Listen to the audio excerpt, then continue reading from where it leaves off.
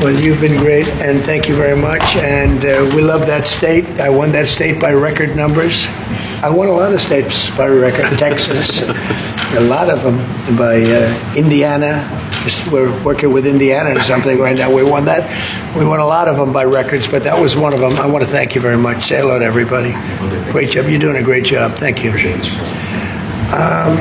So, just in wrapping up, we'll take a couple of questions, but I want to just tell you what an honor it is to be your friend, and I very much appreciate the investment of now $1 trillion, okay?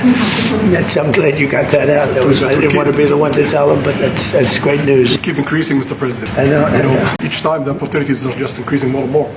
Well, the opportunities, right? We're doing better. Even if you look back 6 months ago, I mean, all of a sudden, you feel even better. So, and I think we're only going to go in one way. Does anybody have any questions? Working on that? We're negotiating that right now. Marco, do you want to talk about that, or Scott? Yeah, well, I mean, that's part of what we may have announcements on that later today. But that's what we've been working on is the mechanics by which something like that can be achieved. And it's part of the broader process, part of this broader engagement and cooperation between our two countries. Certain levels of chips. Yeah. Creating a fake opportunities to, please America, please President Trump. It's real opportunities. For example, when you ask about the AI and the chips, Saudi Arabia have a huge demand of, a huge need of computing power, and we're going to spend in the short term around $50 billion by consuming those semiconductors for our needs in Saudi Arabia. And with the agreement that we're going to have with South America, that will allow us to focus that consuming power in the short term by $50 billion from the South America, and long term with hundreds of billions of dollars in the long term. So there's a lot of real opportunities that fit to our need in Saudi Arabia and fit to our investment strategy. Mr. President, is it appropriate, Mr. President, for your family to be doing business in Saudi Arabia while you're president? Is that a conflict of interest?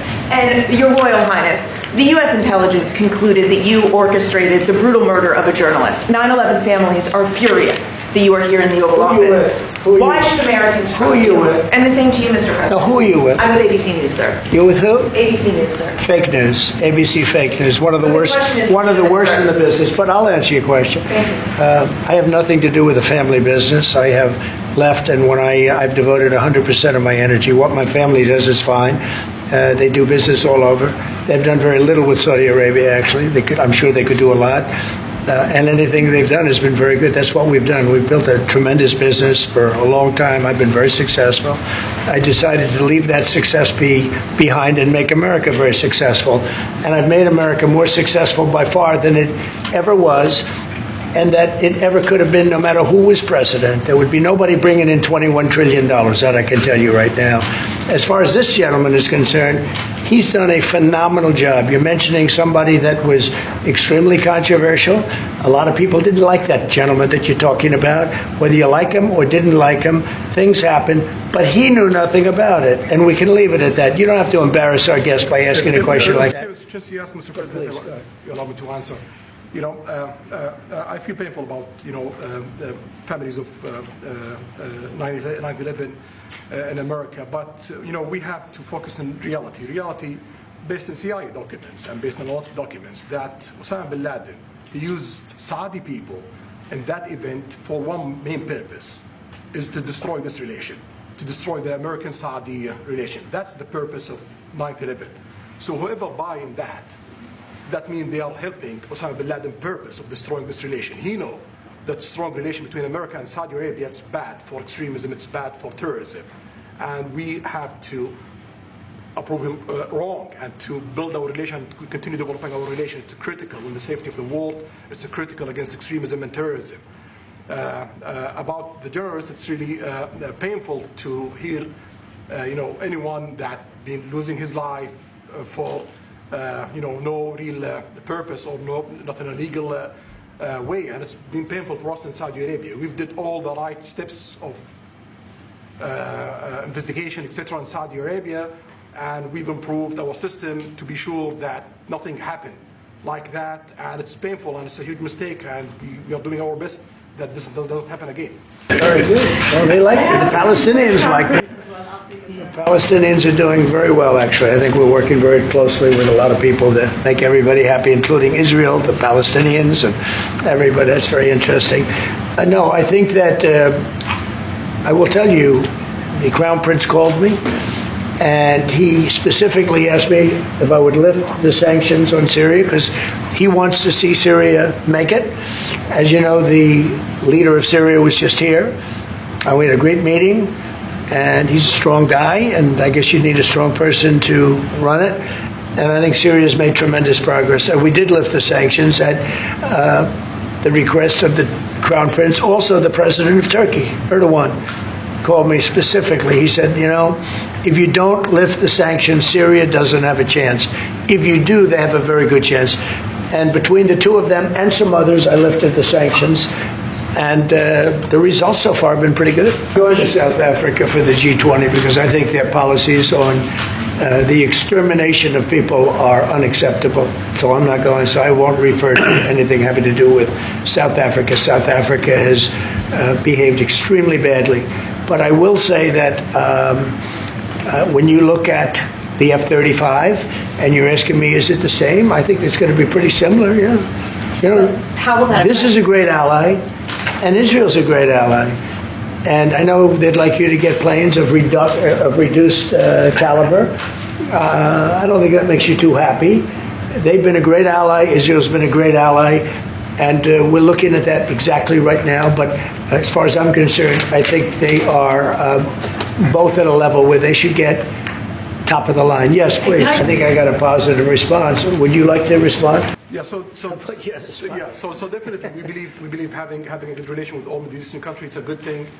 And we want to be part of the Ibrahim Accord, but we want also to be sure that we secure a clear path of two-state solution. And today we have a healthy discussion with Mr. President that we're going to work on that to be sure that we can prepare the right situation as soon as possible to have that. I think we're, you know, I don't want to use the word commitment, but we've had a very good talk on the Abraham Accords. We talked about one state, two state. You know, we talked about a lot of things in a short period of time. We'll be discussing it further, too. But I think you have a very good feeling toward the Abraham Accords. Yes, definitely, Mr. President. We want peace for the Israelis. We want peace for the Palestinians. We want them to coexist peacefully in the region. And we will do our best to reach that day. We pretty much have. Well, we are close ally. We'll be working closely together on that issue. And we will do our best to help to reach a deal between the United States of America and Iran. And we believe it's good for Iran's future to have a good deal that will satisfy the region and the world and the United States of America. So we will do our best to see that day happen. And by the way, Iran does want to make a deal. I can say I think they very badly want to make a deal. I am totally open to it, and we're talking to them, and we start a process. But it would be a nice thing to have a deal with Iran, and we could have done it before the war, but that didn't work out. And something will happen there, I think. But they would very much like, I mean, they may say something else, but they would very much like to have a deal. Well, I just said it, though. I mean, we're going to sell them F-35s. That's the end of the question, I guess. Is it part of the security agreement or no? No, we're going to have a deal. They're going to purchase F-35s. They're buying them from Lockheed, and it's a great plane. We make, by the way, the best military equipment. You saw that during the Iran little skirmish. We make the best planes, the best missiles. We make the best offensive missiles. We make the best military equipment in the world. Nice. Well, I will try to answer that in short, but definitely there's a lot of interest in many industries between Saudi Arabia and America, and we are signing a lot of agreements in different areas that will really add value to American economy, but also to add value to us in Saudi Arabia. And AI, it's critical for us because one of the long-term problems that we could have is lack of workforce. As you've seen in the past few years, some of them have reached 30% of the global immigration to Saudi Arabia. So we know that to assure the Saudi Arabia GDP growing with the lack of workforce that we have, we need to use a lot of computing power to replace jobs in the long term. So that's huge demand in Saudi Arabia, and we want to link it to American private sectors and getting the supply from America. So there's a lot of opportunities in that area. And we're also involved in AI in Saudi Arabia. So we're working, and we're leading by a lot on AI. By actually a lot. China would be in second place, but we're leading by a lot. And I have to say this, and our relationship with China has been very good. And as far as buying our farm products, they're pretty much on schedule, Scott. I'd like you to call them, say if they could speed it up, it would be good.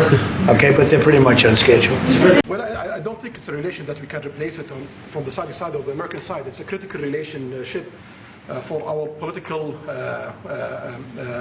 attempt, for our economical attempt, for our security, for our military, for many things. And it has been there for 9 decades. And the opportunities that we have today, it's huge.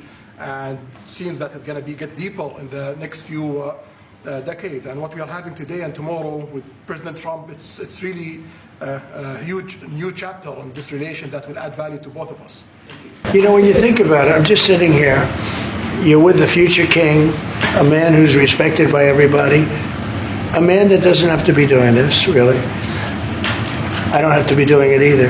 And yet we're sitting here taking questions, we didn't say, oh, you can't talk about this. And there's never been transparency like this, even in his country. But there's never been, in our country, that's been acknowledged. But we didn't put restrictions. And I'm saying it's sort of wonderful to be taking questions from all over the world. Everybody's here. This is just a small group representative of tremendous numbers of media that are outside that are very jealous that these people were so selected. But they're representing a lot of people that are outside. I think it's terrific that we can be sitting here being this open, and, you know, I think it's really a wonderful thing. Yeah. If you don't mind, I have a personal question for you. Okay, here we go. I should have said that. He does not sleep much, and I don't sleep much. I think we have the same schedule. We're thinking about our countries. And if you sleep a lot and you're president, we just had one that slept more than any president. He broke every record. He sleeps all the time, during the day, during the night, on the beach. The only guy could fall asleep on the beach with the press watching. No, he's not a sleeper. I'm not a sleeper. We don't. We talk at night. We can talk. I can call him almost any time. He goes, hi, how you doing? It's like the craziest times. But no, when you love your job, when you love your country, and when you're in a position like we are, future king, highly respected, crown prince, and in my case, president, you're thinking about your country. You're thinking about making America great again. We're thinking about keeping Saudi Arabia strong and vital, and in a pretty tough part of the world, tricky part, right? Tricky part, a lot of tricky people. But he thinks about his country, and I think about my country. I don't want to sleep. President Trump, do you expect a formal civil nuclear deal to be reached soon? Can you talk to us about that aspect of today's with Saudi Arabia? I can see that happening. Okay. It's not urgent. You know, it's always when you have civil nuclear, but you have more oil than almost anybody else. We actually have more oil and gas than they do, but I refuse to say that. And we have more than we have more than anybody. Can you imagine? Normal Israel will be happy. Israel is going to be happy. Condition of the F-35. Israel's aware, and they're going to be very happy. Okay?